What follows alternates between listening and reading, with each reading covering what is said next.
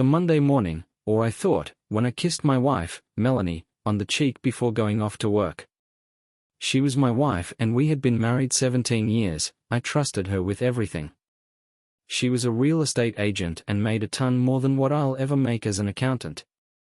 We had 2 teenage daughters, Emily and Sarah, and life was stable. I think maybe too stable, in retrospect. This morning, though, something weird did. I was at the office, and my busy schedule had me take a few steps to the restroom and I began to feel a burning sensation from this sudden trip. And at first, I thought it might have been something I ate, but when I saw the greenish discharge I knew something was very wrong. The pain was unbearable. As my supervisor, Mike, was standing at the sink and noticed my distress, he told me to get to a doctor as soon as possible. Since I decided to go to an urgent care, it was nearby. After a trial run or so I sat in the waiting room, praying it wasn't nothing serious. When the doctor came back with the results though, my heart sunk. "So you've caught gonorrhea," he said bluntly. I stared at him, speechless. How could this happen? I think I had only been with one woman at all in my whole life, my wife. He explained treatment, but I couldn't even listen. My mind was racing. Melanie? How could she do this to me? I got into my car in a daze, somehow dialing my own boss and told him I was going to be taking the day off and left the clinic. I needed to go back to my office. I drove straight to my parents' house, instead. My father was a wonderful person with whom I could talk to, and I needed his advice right now. When I arrived, I told him everything. My father, always calm and collected, listened carefully before offering his support. "You'll have to talk to her, son," he said. "There's no way around it." As I drove home, I thought back to all the times Melanie had been distant over the past few months. Late nights at the office, business trips that seemed to be happening more frequently. I had brushed it off as her career demands, but now I wasn't so sure. Something had changed, and I was finally starting to see it. That night, when Melanie came home, I knew I had to confront her. My heart was pounding as I sat her down at the kitchen table. "We need to talk," I said. She looked at me with that fake smile she always used when trying to avoid something serious. I wasn't having it. "I went to the doctor today," I continued, my voice shaking. "And I've been diagnosed with an STD." Her face went pale. She didn't deny it. That's when I knew, without a doubt, she had been unfaithful. She didn't say a word after that confrontation, it seemed like forever. She stared at the floor like the floor had the answer. Her mind turned the gears and I needed answers. I couldn't wait anymore. "Why has this been going on, anyway?" I asked, my voice cracking. Finally she looked up at me and I saw her eyes filled with guilt. She whispered, barely audible, "A few months." My heart sank further. I knew it was coming, but hearing it confirmed was living the betrayal so real. I stood up, I just couldn't sit anymore. "How could you do this? The girls, our life, after everything we've done together. Why?" Raw and sharp, my anger, I could feel deep sadness underneath. I had trusted her with everything, loved her nearly 2 decades. It all started falling apart in front of me. Melanie slumped in defeat, then sighed. This wasn't supposed to happen. It just did. I didn't plan for it. I didn't stop loving you, it's never been that. It just got complicated. Complicated? I repeated, my voice rising. "Melanie, you were having an affair. That's not complicated. That's betrayal." What I was hearing would have been impossible. I didn't even know the woman sitting across from me. Now that she'd wiped her eyes she tried to compose herself but it was too late. There was no going back. "I never wanted to hurt you. I swear." "Well, you did," I snapped. "You've destroyed everything. What about the girls and our family, and our trust? So do you not even think about how this will affect them? That seemed to break her. She walked away in tears, putting her head in her hands. That was the first real emotion I saw from her all night. Instead, I felt anger. I was thinking how long she lied to me. And how many times had I left, gone off to meet him, clueless as to my fate? Because of her crying, my pacing, and finally, she spoke again. I'll move out. Tomorrow. Good, I said coldly. I don't care, you can stay with your sister or whatever. He said just be out before the weekend. I know there is no fixing this. The life we had was over. The next day did not come faster than I expected. Unavoidable, Melanie packed up her things quietly, looking away. Neither did I have much to say. Everything left unsaid was thick between us in silence. She said nothing and left the house, which was emptier than ever. For the next couple of days I went about life in a daze, getting through the motions but completely uninterested. I had to keep thinking about how she effortlessly threw away everything that we created. Now every memory felt tainted, as built on lies. After that, things can't possibly get worse, until I got a phone call that altered everything. The phone rang late that evening. On the other end was a voice I never heard before, an official-sounding woman whose name, I realized as she identified herself as a representative from the airline, I didn't know at first. My heart dropped immediately. Something was wrong. She stared at him and said, I'm afraid we have some difficult news, Mr. Carter. She's aboard a flight that crashed earlier today, your wife, Melanie. There were no survivors. I heard the world change around me. I barely heard any more about the information the woman was offering and kept talking, offering condolences. Melanie was gone. Just like that. All the anger, the betrayal, the confusion was dispelled in an instant, replaced with something worse. Emptiness. I hung up the phone and sat, staring blankly at the wall. I had thought that the worst thing that could happen was to lose her trust. But now she was gone. Forever. Moments later, the next few weeks rushed by. I paid for them to stay up with my parents and try to work through it all. It was a small funeral, family and close friends. I stood there, watching them lower the casket into the ground, and I was totally numb.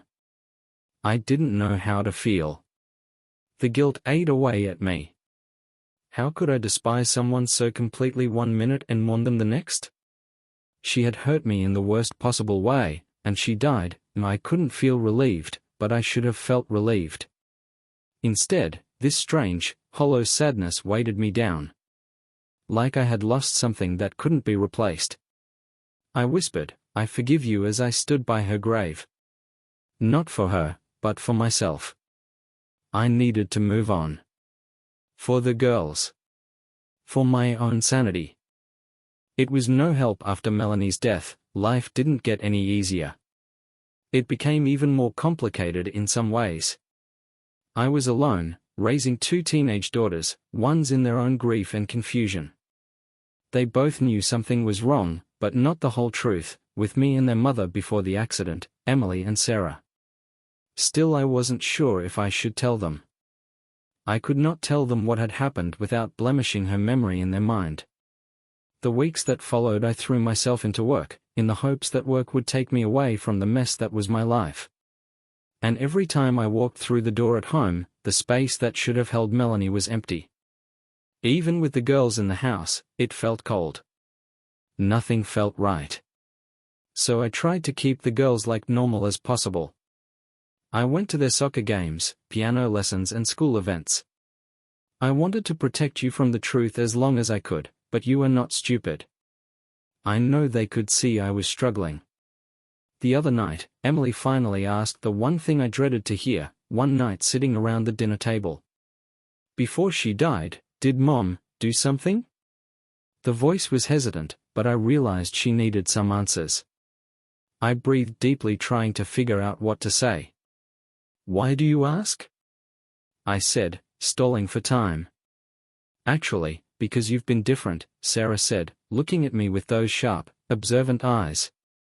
"What happened, ever since the accident, even before that?" "You and Mom weren't talking quite as much." "We noticed." I couldn't lie to them. They were too smart for that. "Yes," I finally admitted. "We weren't getting along. There were problems." Emily, looking down at her plate, was fighting back the tears. Straightly bewildered, she asked, Was she having an affair?" I was stunned. "How did you know?" She reported she heard it. She wasn't as careful as she thought Mom was. For a moment I couldn't speak. Their pain on their faces tore me apart. "I'm sorry," I whispered. "No, I didn't want that you find out this way." They understood the weight of the truth and were silent. "Why didn't you tell us?" A long pause came and then Sarah asked. "I didn't want to hurt you," I trailed off. "I could protect you from it, maybe. I now realize it wasn't possible." The rest of the dinner was quiet. Everyone there sat down, none of us having a care in the world. I had no doubt this was the beginning of a long road to healing for everyone. At least there were no more secrets. Weeks rolled by and we tried to adjust to our new reality. I did all the while that I could to keep the household running, while the girls threw themselves into their school activities. After that dinner we didn't talk about Melanie much. I could see them struggling some moments, but they were strong, they were stronger than I would have thought. But sometimes I'd still catch Emily studying some old shot of her mom, or Sarah would ask about her, but in small ways, like what her favorite meal had been. That was their way of processing everything. For me, it was harder. But the weight of everything I'd learned about Melanie had not disappeared just because she'd been gone. Indeed, it had been a growing thing. Then the feeling came over me that our entire marriage had been a lie. For how long had she been unfaithful? How real was our life together and how deceptive had been in crafting a facade? One evening I went through her things. It was time, and I'd avoided it for weeks. I wanted to put her out of my mind at least for now. At her closet I opened the cream she would wear, the heels she had bought on a whim. Now it all felt so meaningless. I boxed up her clothes to donate. Until I reached the back of the closet and found a small, locked box. My heart started pounding. I reached for a screwdriver and pried it open. The old letters, receipts and photos were inside. There had been messages from before, even before the affair I'd made him confess to me. I realized, it struck me like a ton of bricks, she'd been unfaithful for a lot longer than I thought. These weren't just recent affairs, some of them were going back years. I sank down onto the floor shuffling through the evidence of her backstabbing. It was too much. I couldn't breathe. How could she have done this? I was so blind, how could I have been? It was something that broke inside me when I realized that our marriage had been a sham much longer than I would ever imagine. That night, later, the girls were asleep and I burned the letters in the fireplace. It was the only thing I could do to get some control back, watch them burn. The fire crackling, I called goodbye to the woman I'd known almost 2 decades. She never boarded that plane before she was gone. By the next morning I knew what I had to do. I have got to move on, for me and for the girls. It was a wound that might not quite heal up, but I couldn't allow the betrayal to stay much longer. I rebuilt, piece by piece. It was slow going on the rebuilding process. Once I burned the letters Melanie had written me, I thought it would be a new beginning, and then, in fact, I felt further burdened with the memories. Moving forward took a lot more than I could have ever imagined and still did. The girls helped, though. It was their laughter, their stoutness, their resilience, which kept me going. Sarah, the quieter of the two, spoke up one morning as I was driving them to school. "What if we weren't going to be okay, Dad?" My question was caught off guard. We had been living in this cloud of uncertainty for weeks now, but she had never mentioned it until now. I looked at her in the rearview mirror, her eyes worried. "Yes," Sarah. I said we were going to be okay, even though deep down I wasn't sure that we would. The soft voice carried doubt, skepticism in her response to the question, how? We just keep on keeping on. We take it one day at a time. We stick together. We don't give up on each other, and no matter what, I said.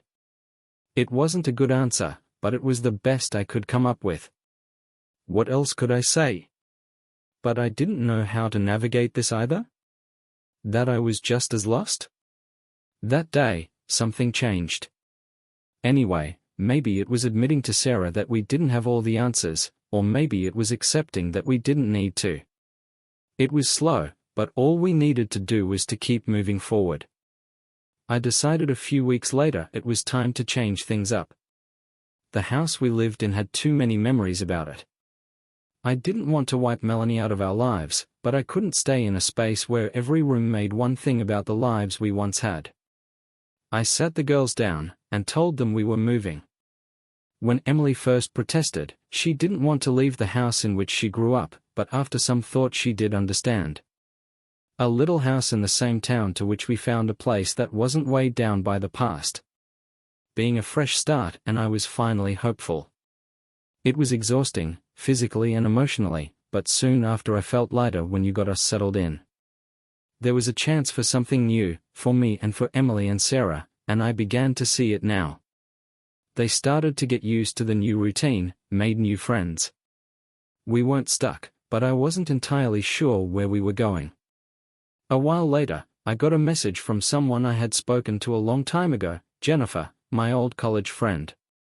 We sorta lost contact after graduation, but there she was on social media seeing how I was doing. It was harmless, I thought, as we messaged each other, but as we began to communicate I felt something stirring within me, something I'd forgotten to feel.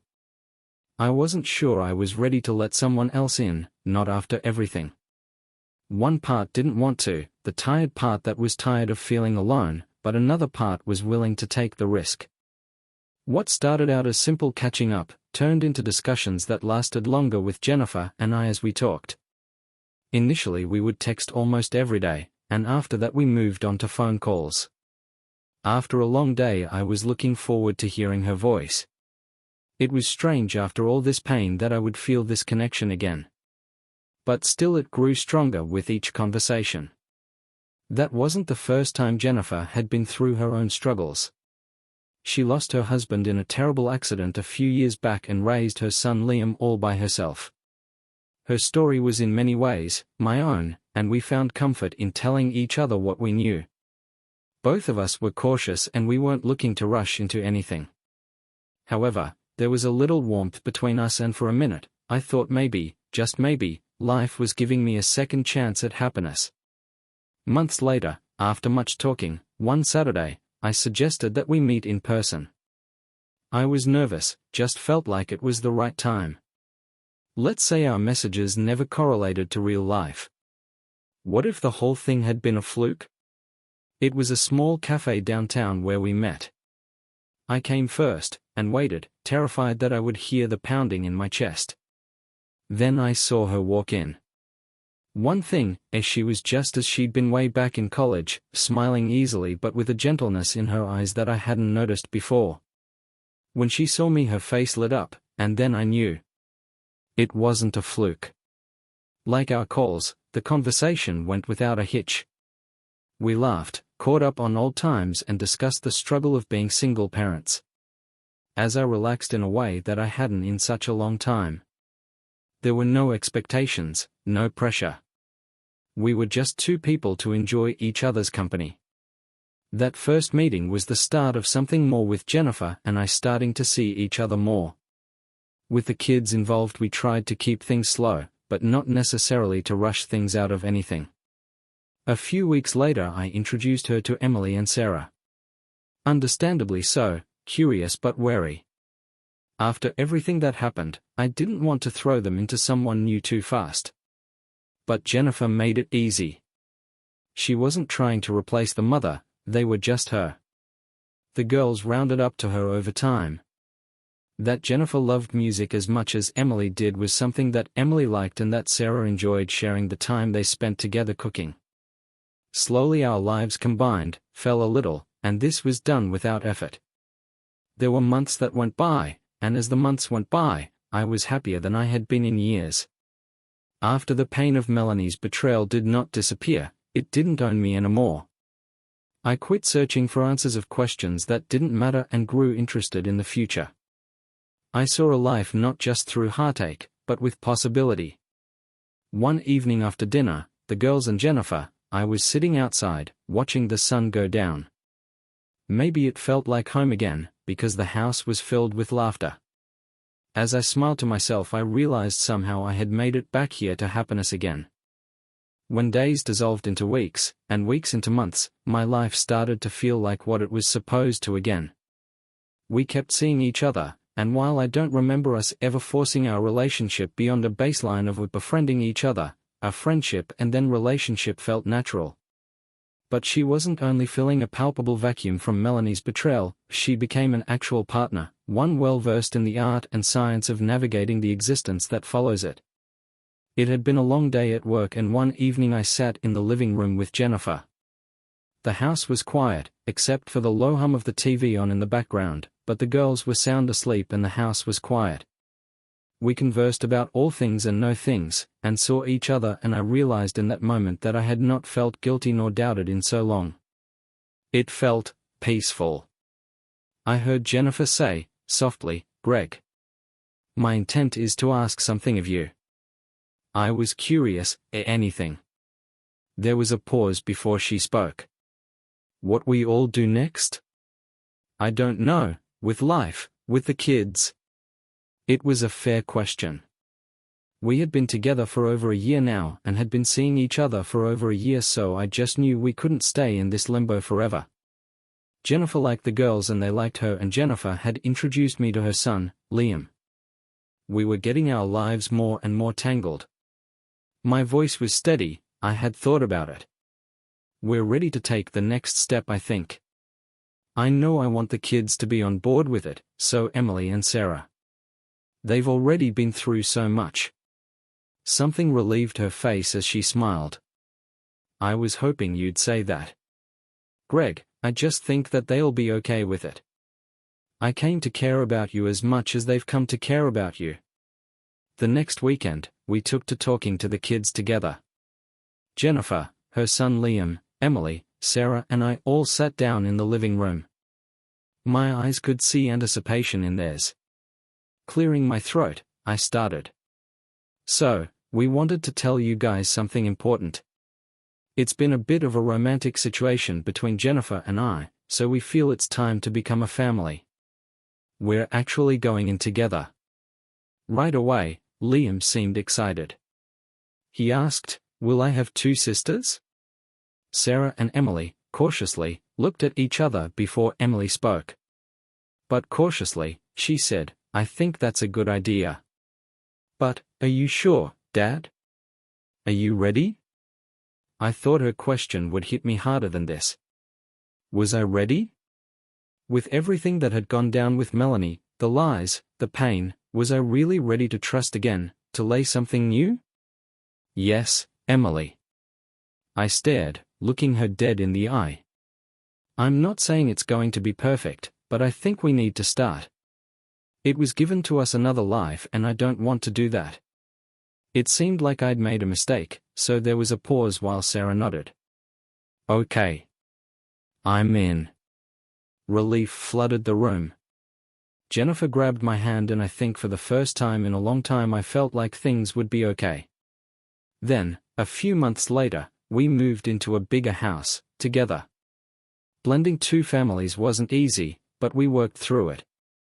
The girls and Liam got along really well, we had our bumps but we were happy to have drove it through together. That life wasn't perfect, it never would be. It was good, but for the first time in what felt like forever. And for me, that was enough. Funny how life can turn around in ways you never imagined. 2 years ago, sitting in that doctor's office while they told me Melanie betrayed me, I wouldn't have believed you if you told me that a few years later I'd be living a life as peaceful and happy as this one with Jennifer. At the time, it felt like the world was coming to an end, like I would never recover from the atrocious amount of hurt swelling inside of me. I was not just surviving, I was thriving. We had a rhythm that worked, me and Jennifer. We had adjusted to having our kids and the house we moved into was becoming home. Things weren't always perfect, but life was slowly blending two families, becoming increasingly awkward, but the awkwardness was fading. More importantly, we were happy. I remember Sarah tugging on my arm the afternoon that was trying to get us ready for a family barbecue in the backyard. "I want to talk to you, Dad, about something," she started. I could hear her voice and I could tell that this wasn't just a casual conversation. "What's on your mind, kiddo?" I had her attention. I asked. I was looking down at my feet, before meeting her eyes, and she hesitated for a moment. "Are you missed?" she asked now, in soft tones. "Mom, I mean." That question hit me harder than I thought. I hadn't thought about Melanie in a long time, not in the way I used to. There was a period where encountering her brought back haunting memories on me. Now it's as if the memories were distant enough to make me feel like I lived a different life. I don't think miss her was the right word. I don't know if miss is the right way to say things. I spoke carefully, choosing the words. Of course, I think about her sometimes. But it's different now. One thing I've moved on from is I've accepted what happened. She nodded, as if following, but probed. She admitted, "I guess I don't think I have moved on. It's like I'd like to forget, but I can't." I ran a hand over her shoulder. "It counts as normal to feel that way, Sarah. You don't have to run away. Grief is complicated. Such feelings come and so are they. There's no timeline for healing," he noted. I hugged her and her eyes filled with tears. "Thanks, Dad," she whispered. I sort of didn't know how to talk about it. I reassured her you could always talk to me. About anything. I remember the rest of the day being one big blur of laughter and good food. The kids played in the yard and we watched them from in the house as Jen and I laughed. Looking back, it struck me how much had changed so quickly. 2 years ago, I made it out the other side of that situation where I thought I'd never smile again, but now happiness came so easily. It wasn't forced, it wasn't fleeting, it was real. A few hours later, after the parents and kids had eaten and gone inside, Jennifer and I sat on the porch, a quiet, content feeling, safe and secure. I wrapped my arm around her and she leaned her head on my shoulder. Then we were comfortable and she broke the silence. "Do you think about the future?" "All the time," I replied. "I'm not worried about it, but for the first time ever." I could see the same peace in her eyes. She smiled and I could again. But we'd both been through so much, and come out the other side stronger, together. Her voice was barely above a whisper, "I'm happy." I pulled her closer and said, "So, am I." By sitting there watching the stars above us, I knew this was it. Because this was my life, the life I didn't think I'd ever have again. It wasn't perfect, but that was mine and I would take every second of it. Surprise of life hits you when least expecting. I was sure I had it all figured out, made peace with the pain and moved on to rebuilding my life and reclaiming a sort of happiness I hadn't known before. Shockingly, life wasn't ready to be done with its twists just yet. Less than a few months later, I was at work and at the same time of day, on a quiet afternoon, sifting through paperwork in the office when I answered an unknown phone call. I usually would have just left it in my voicemail, but for some reason I answered it. Then the voice on the other end of the line asked, "Hello, is this Greg Carter?" I nodded cautiously. "Yes, I'm speaking," I replied. Detective Rayner from the city's police department said. "I'm calling about Melanie Carter." Another name broke once again, this time out of the blue, and I swear I heard the hairs on my neck stand up. I wasn't sure I was ready to jump back into that world, and it had been so long since I had any dealings with Melanie at all. How can one apologize, I said to myself, confused. Melanie died about 2 years ago when the plane she was in crashed. What is this about? He went on. Yes, I know.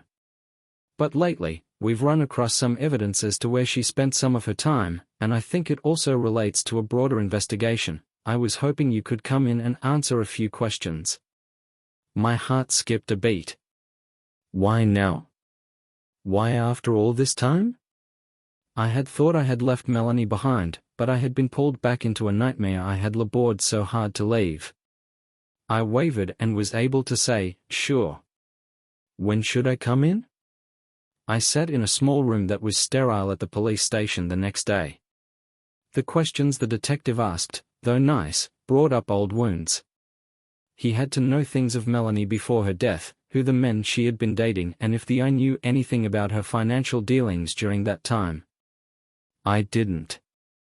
I hadn't gone into her affairs all that deep after she died, only what was required to clear things up with the estate. That didn't seem so big, though, what he was suggesting, a simple infidelity. The detective talked and things started to click.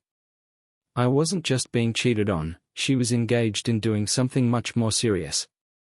Depending on what the timeline looks like, there could be fraud, there could be criminal activity, but Raina was careful not to name anything until they had more information. I sat there, reeling, still trying to wrap my head around this woman I married, the mother of my children, had been keeping more from me than just affairs. My head was spinning when I left the station. I was not ready for this. The work I'd done to move forward now seemed so weak, it could crack at any moment. I wondered if I should tell Jennifer.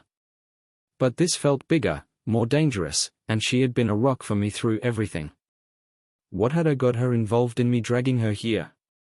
I knew I couldn't keep it from her, but I did. At night, after the kids go to sleep, I told her everything. Jennifer looked concerned, but she was still stunned. She took my hand when I was finished. I said, they'll get through this. There's no reason for you to do it by yourself. There was a wave of relief from her words. I had been so busy protecting everyone else but me, Jennifer, the kids, that I had forgotten I didn't have to do this alone anymore. This was a tense couple of weeks. I was informed by Detective Raina, but the information was scant. The more details that came out that Melanie's affairs had been part of a broader plot to steal money and commit fraud. Learnt the woman I had loved so long ago had been living a whole different life to the one I thought we shared. In the end, it didn't matter. What was done, not a single revelation could have changed what the Rose had turned to, the Rose remained as the Rose would be, Melanie was gone. What was important right now was to remind myself of where my focus should be, of Jennifer, of the girls, and the life that we were creating together. Finally, the past, as messy as it had probably been, was behind me. For good. Things settled down years later after discovering Melanie's secret life, passing months. Investigation of her fraudulent activities still continued, but it no longer took my mind. But I had learned to compartmentalize, to swallow hard, knowing it would never please her to think that there was any part of her life I wouldn't fully understand.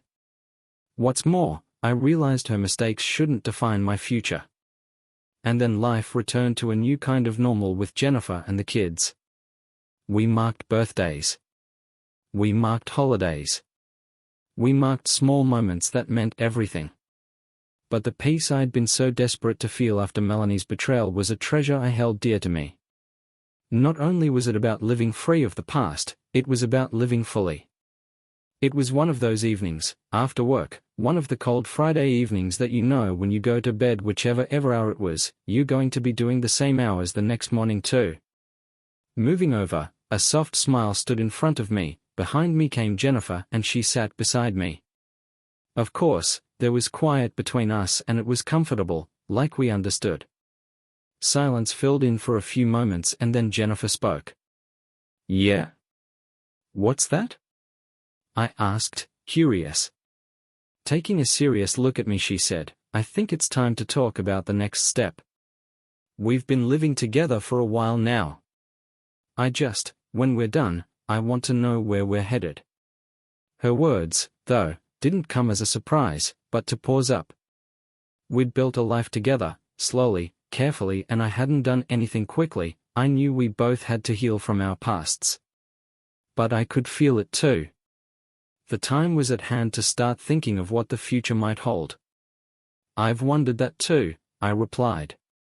And I think I'm ready. Reaching for my hand, her eyes softened. If you're not, you don't have to say that. I know this hasn't been easy. I mean it, I said firmly. I love you, Jennifer. I truly miss our life, and I can't for the life of me imagine putting back the way things used to be. And I want us to move in the direction of the next step. The relief in her eyes was unmistakable. She smiled. Are we talking marriage? So. I nodded. Yes. I think it's time. So we just sat there for a moment and let the idea sink in. It felt right. Not rushed or forced, just the right. What we had been through together, what we had built together, and put us into this position. I hadn't rushed anything, and this time, I made sure she knew I was right there with her, no matter what. I'm ready whenever you are, though. Jennifer kissed me and sighed, leaning in. She whispered against my lips, I've been ready. It's just been me waiting for you to be. We shared the news with the kids and filled following weeks with excitement. Liam couldn't stop grinning about we officially becoming a family, and Emily and Sarah were thrilled. For the big wedding stuff, there was no crazy planning, just the notion of blending our lives the right way. Jennifer and I said our vows on a quiet fall afternoon in our backyard, surrounded by the people we loved most. Exactly what we wanted was a small, intimate ceremony. As I looked into her eyes, holding her hands in mine, I felt something I hadn't in years, a complete peace. That wasn't about forgetting the past. Here it was about accepting it, learning from it, and building something new. I was no longer able to be so taken by her memory in the background, it no longer had power over me. I had moved forward not just for myself, but for the girls, Jennifer, for all of us. Laughter ended the day and the kids played in the yard, and I felt like life had come full circle. When everything went to hell, I couldn't have seen this ending, but I knew this was exactly where I was supposed to be, standing here with Jennifer.